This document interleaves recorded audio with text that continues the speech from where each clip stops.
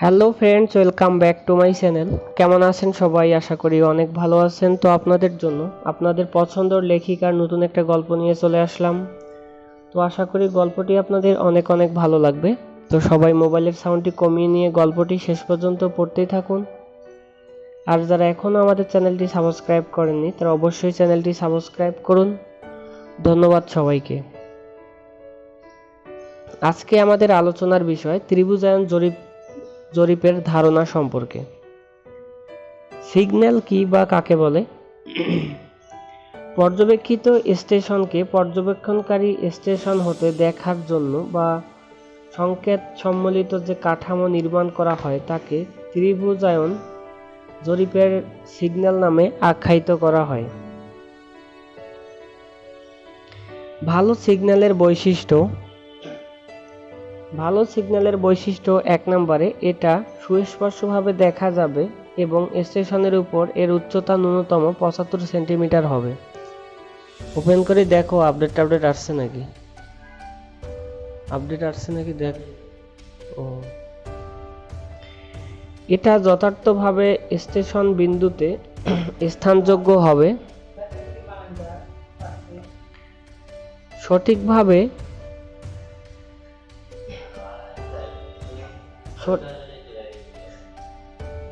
সঠিকভাবে সেট করে পাঠ গ্রহণের জন্য এর একটি সুনির্দিষ্ট তল থাকবে। এটা ফেজ শূন্য হবে অথবা সামান্য ফেজ দর্শন করবে ইত্যাদি।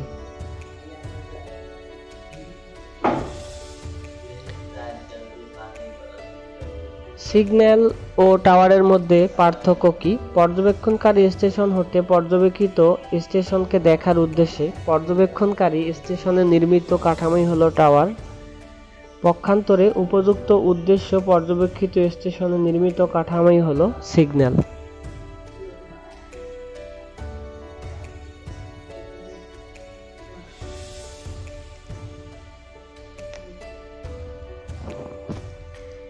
কেন্দ্রে লঘুকরণ বলতে কি বোঝায়? বিকেন্দ্রিক স্টেশন বা উপ স্টেশন হতে অন্যান্য ত্রিভুজায়ন স্টেশনে পরিমাপকৃত কোণ ও উপকেন্দ্রিক দূরত্বের সাহায্যে অপর স্টেশনে কর্তৃক মূল স্টেশনকে সৃষ্ট কোণের পরিমাপ হিসাব করে নির্ণয় প্রক্রিয়াকে লঘুকরণ বলা হয়। ত্রিভুজায়ন জরিপের উদ্দেশ্য কি? ত্রিভুজায়ন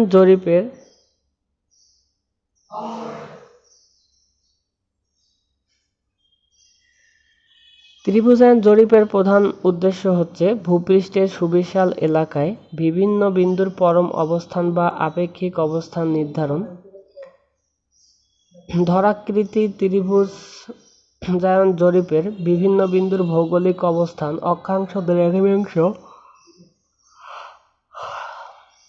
ও এলিভেশন নির্ধারণ করা হয়ে থাকে। ফলে স্টুয়ার্ট জরিপ, হাইড্রোগ্রাফিক জরিপ, প্রকৌশল জরিপ এবং অন্যান্য এই সকল বিন্দুগুলোর রেফারেন্স বা স্মারক বিন্দু ব্যবহার করা হয়ে যায়। যে সকল ক্ষেত্রে আনুভূমিক দূরত্বের পরিমাপ নেওয়া অসম্ভব সেই সকল ক্ষেত্রে জরিপের উদ্দেশ্য ত্রিভুজায়ন জরিপ করা।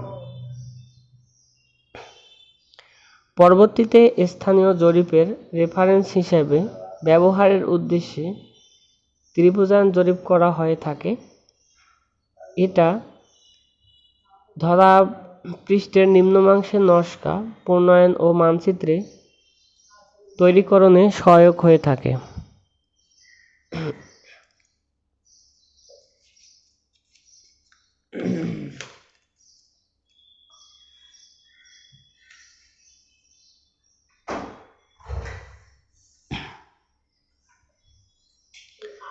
হাইড্রোগ্রাফিক জরিপ কাকে বলে? জরিপ বিজ্ঞানের যে শাখায় সাগর, মহাসাগর, নদ-নদী, খাল-বিল, জলাধার, পুকুর ইত্যাদি পানিময় এলাকার তলদেশের প্রকৃতি, ক্ষেত্রফল, পানি প্রবাহ, পানির পরিমাণ, পানির গভীরতা ও এতদাংশে সকল বিষয়ে আলোচনা করা হয়ে থাকে তাকে হাইড্রোগ্রাফিক জরিপ বলা হয়। আনুভূমিক নিয়ন্ত্রক কি? সাউন্ডিং বিন্দুর আনুভূমিক অবস্থান জানার জন্য স্থলভাগে সৈকত, সৈকত সংলগ্ন এলাকা, নদীর উপকূল এলাকা যে সকল স্মারক বিন্দু হতে সাউন্ডিং বিন্দুর আনুভূমিক দূরত্ব নেওয়া হয়, ওই সকল স্মারক বিন্দুকে আনুভূমিক নিয়ন্ত্রক বলা হয়ে থাকে।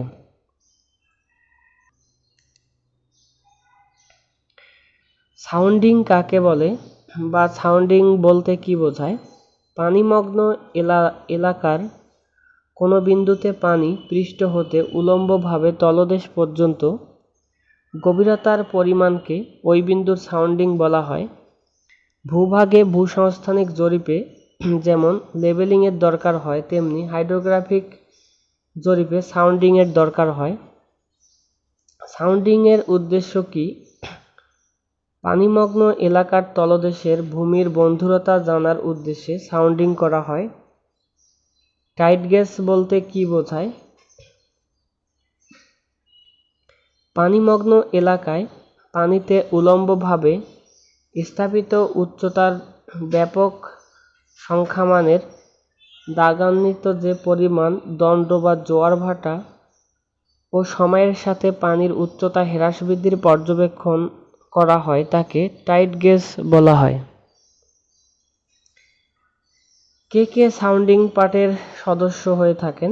নিচের পদবীর সদস্যগণ সাউন্ডিং পার্টিতে সদস্য হয়ে থাকেন: surveyor, instrument recorder, leadman, bolt screw, signalman ইত্যাদি। রেঞ্জ লাইন কাকে বলে? রেঞ্জ লাইন বলতে কি বোঝায়? উপকূল বা সৈকতের যে রেখা বরাবর জলমগ্ন স্থানের বিভিন্ন বিন্দুতে সাউন্ডিং নেওয়া হয়, ওই রেখাকে রেঞ্জ লাইন বা রেঞ্জ বলা হয়। তিন বিন্দু সমস্যা কি বা কাকে বলে? একটি অজ্ঞাত বিন্দুতে তিনটি জ্ঞাত বিন্দু দ্বারা সৃষ্ট কোণদ্বয় জানা থাকলে যে সমস্যা সমাধানের মাধ্যমে অজ্ঞাত বিন্দুটির অবস্থান জানা যায়, ওই সমস্যাটাকে ত্রিবিন্দু সমস্যা বা তিন বিন্দু সমস্যা বলা হয়। স্টেশন পয়েন্টার কি কাজে ব্যবহার করা হয়? স্টেশন পয়েন্টার তিন বিন্দু সমস্যার সমাধানে ব্যবহার করা হয়ে থাকে। সাউন্ডিং বিন্দুর অবস্থান নির্ণয়ের পদ্ধতিগুলো কি কি? আড়াআড়ি রশি বা তারের সাহায্যে, রেঞ্জ ও সময়ের ব্যবধানের সাহায্যে, রেঞ্জ ও সৈকতের এক কোণ মেপে, রেঞ্জ ও নৌকা হতে এক কোণ মেপে, সৈকত হতে দু কোণ মেপে, নৌকা হতে দু কোণ মেপে, সৈকত হতে এক কোণ ও নৌকা হতে এক কোণ মেপে রেঞ্জগুলোকে ছেদ করে ট্যাকোমিটারের সাহায্যে ইত্যাদি। গলের ঘের জরিপের ঘের কিভাবে নির্ণয় করা হয়? গলের ঘের জরিপের ঘেরের স্টেশন বিন্দুগুলোর স্থানাঙ্ক নির্ণয় করা হয়। সাধারণত মানচিত্রে প্রণয়নে কি কি সফটওয়্যার কম্পিউটার ইনস্টল করতে হয়? সাধারণত মানচিত্রে প্রণয়নে computer, AutoCAD civil, AutoCAD civil plus ইত্যাদি সফটওয়্যার ইনস্টল করতে হয়। টোটাল স্টেশনে পরিমাপকৃত কোণ জিনাত কোণ কেন?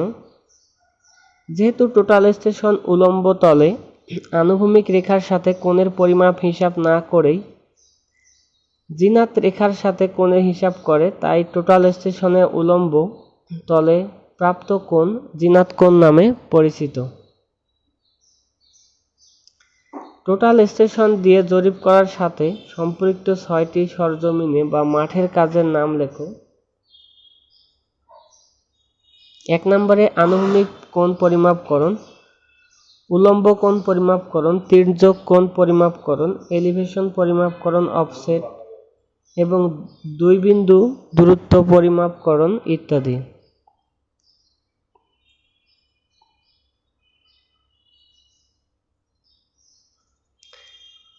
পথ জরিপ কাকে বলে? স্থানান্তর, যোগাযোগ ও পরিবহনের সুবিধার্থে সড়ক, রেলপথ, একই ডাক পানি, খাল, সরবরাহ লাইন, সিওয়ার লাইন, কেবলওয়ে, বোল্ট কনভার্ট, বৈদ্যুতিক লাইন, টেলিযোগাযোগ লাইন বা এই ধরনের যে কোনো পথের সর্বাধিক উপযোগী চূড়ান্ত অবস্থান নির্ধারণ, ডিজাইন ও নির্মাণের জন্য এলাকায় অপেক্ষাকৃত সরু ফালি বরাবর যে জরিপ করা হয় তাকে পথ জরিপ বলা হয়।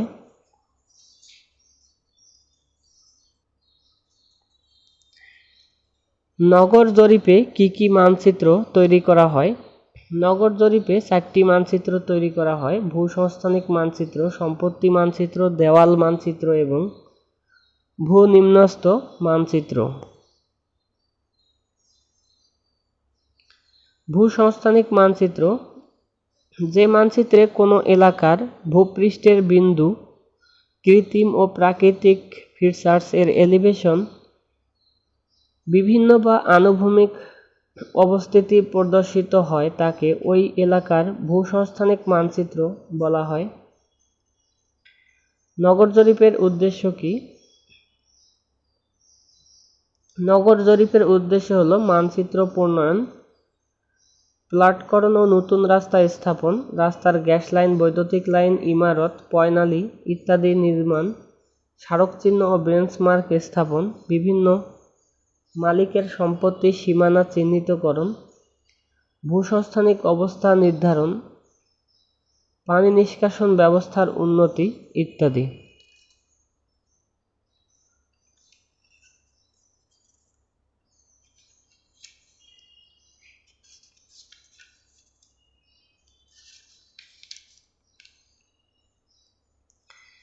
প্লেন টেবিল জরিপ কোন নীতির ওপর প্রতিষ্ঠিত?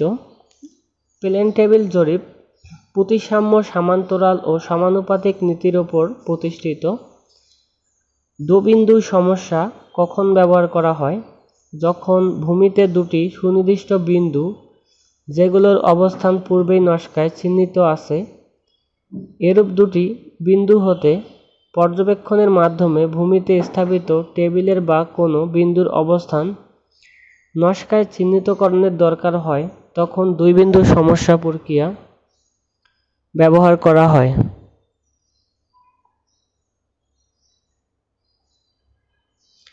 প্লেন টেবিল জরিপে জরিপলিপি করা হয় না কেন? প্লেন টেবিল জরিপ একটি রৈখিক জরিপ এবং এই নকশা তৈরির কাজ মাঠেই শেষ করতে হয় বিধায় এই জরিপে জরিপলিপি করা হয় না এবং এর দরকার হয় না। প্লেন টেবিল জরিপের দিক স্থাপন বা গোড়াপত্তন কাকে বলে? প্রারম্ভিক স্টেশন টেবিল স্থাপন, লেবেল করা, আয়তাকার কম্পাসের সাহায্যে উত্তর দিক আঁকা, সামনে ও পিছনের দিকের স্টেশন সেট করে রশ্মি টানা ইত্যাদি করার নামই প্লেন টেবিল জরিপের গোড়াপত্তন বা স্থাপন।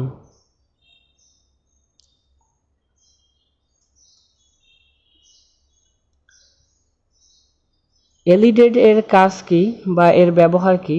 এলইডি তার দৃষ্টিপাত, বস্তুপাত ও টার্গেট স্টেশন বিন্দুতে সংযোজিত সুনির্দিষ্ট দৃষ্টিরেখা নির্ধারণ করে এবং দৃষ্টিরেখার সমান্তরালে স্টেশন বিন্দুতে রশ্মি টানতে সুযোগ দেয়। প্লেন টেবিলের দিক সংস্থাপনের জন্য কোন পদ্ধতি ভালো এবং কেন? প্লেন টেবিলকে দুইটি পদ্ধতিতে দিক স্থাপন বা গোড়াপত্তন করা যায়। এর মধ্যে পশ্চাদৃশ্যের মাধ্যমে দিক স্থাপন করাই ভালো, কেননা চুম্বক শলাকার মাধ্যমে দিক পত্তনকালে চুম্বক শলাকার স্থানীয় আকর্ষণে আকর্ষিত হয়ে বিভ্রান্তিকর উত্তর দিক প্রদর্শন করতে পারে, ফলত জরিপ নকশাও বিভ্রান্তিকর ভুল ধরা দিতে পারে। প্লেন টেবিল জরিপ কাকে বলে? প্লেন টেবিল জরিপ সমান্তরাল সমানুপাতিক নীতির উপর প্রতিষ্ঠিত একটি রৈখিক জরিপ পদ্ধতি। সচরাচর ঘের জরিপের এই অধিক ব্যবহৃত হয়। এই জরিপে ব্যবহৃত যন্ত্রপাতির মধ্যে প্লেন টেবিলই প্রধান ভূমিকা পালন করে। তাই একে প্লেন টেবিল জরিপ বলা হয়। দুই বিন্দু সমস্যা কি বা কাকে বলে?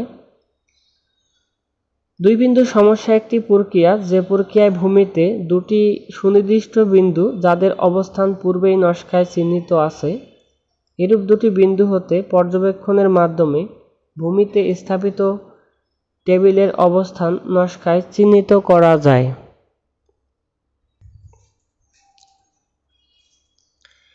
অন্যান্য জরিপের তুলনায় প্লেন টেবিল জরিপের সুবিধা: যেহেতু প্লেন টেবিল জরিপে নকশা সরজমিনে করা হয় তাই এতে কোনো প্রকার তথ্য বাদ পড়ার সম্ভাবনা থাকে না।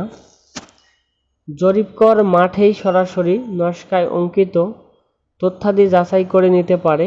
যেহেতু জরিপতব্য এলাকার জরিপকরের দৃষ্টির সামনেই থাকে তাই সহজেই কোনো বস্তুর সঠিক অবস্থান নকশায় সন্নিবেশ করা যায়। এতে সরাসরি পরিমাপ গ্রহণের দরকার পড়ে না, এতে জরিপলিপি লেখার দরকার পড়ে না, তাই ভ্রান্তির পরিমাণ হ্রাস পায়। চুম্বক আকর্ষিত এলাকায় বা এলাকার জন্য এটা খুবই উপযোগী। থিওডোলাইট ও অন্যান্য জরিপ অপেক্ষা এটা বেশ সরল। এতে খরচের পরিমাণ কম, ছোট স্কেলে নকশার জন্য এটা বিশেষ উপযোগী। এটার নকশা প্রণয়নে দাপ্তরিক কাজের দরকার পড়ে না, তাই সময়ও কম লাগে। এই জরিপের জন্য অত্যাধিক দক্ষ শ্রমিকের দরকার পড়ে না। এই জরিপে ব্যবহৃত যন্ত্রপাতির জটিলতা কম এবং সমন্বয়ে অধিক সময়ের দরকার হয় না। সরাসরি পরিমাপ গ্রহণ করতে হয় না বিধায় বস্তুর ও পার্বত্য এলাকায় সহজেই এই জরিপ করা হয়।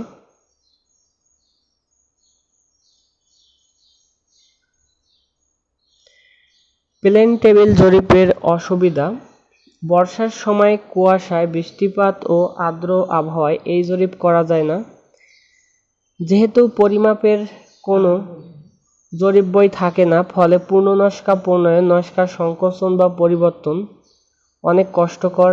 এই জরিপে নিখুঁত ফলাফল পাওয়া যায় না। প্রতিবন্ধকতাপূর্ণ এলাকায় জরিপ করা অনেক কষ্টকর।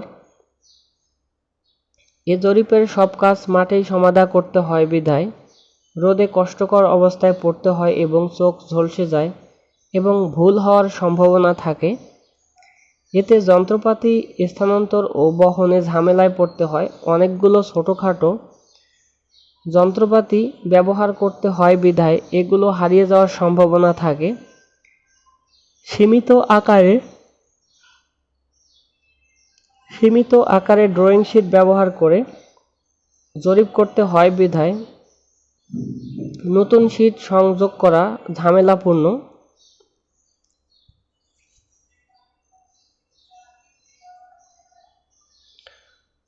চুম্বক শলাকার সাহায্যে পূর্ণ গোড়াপত্তন: প্রথম স্টেশন টেবিলে সংস্থাপনের পর আয়তাকার কম্পাসের চুম্বক শলাকার সাহায্যে যে উত্তর রেখা টানা হয় তার সাথে কম্পাস মিলিয়ে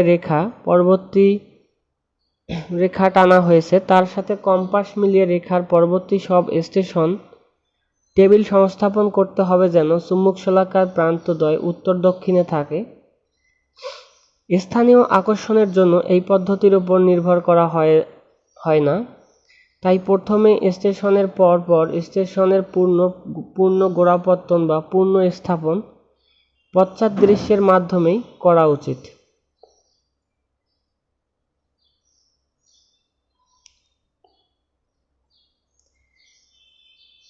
এই পদ্ধতিতে জরিপকালে একই বস্তুকে দুটি স্টেশনে নিশানা করে টানা হয় না এবং রেখাদ্বয়ের ছেদবিন্দুই বস্তুর অবস্থান নির্দেশ করে।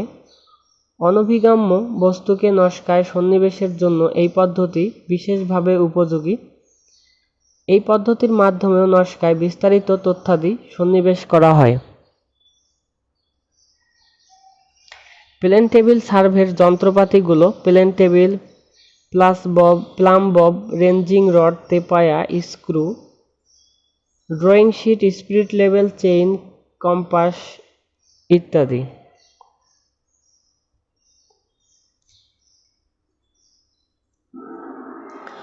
সবাই মোবাইলের সাউন্ডটি কমিয়ে নিয়ে ভিডিওটি শেষ পর্যন্ত দেখতেই থাকুন। ধন্যবাদ সবাইকে।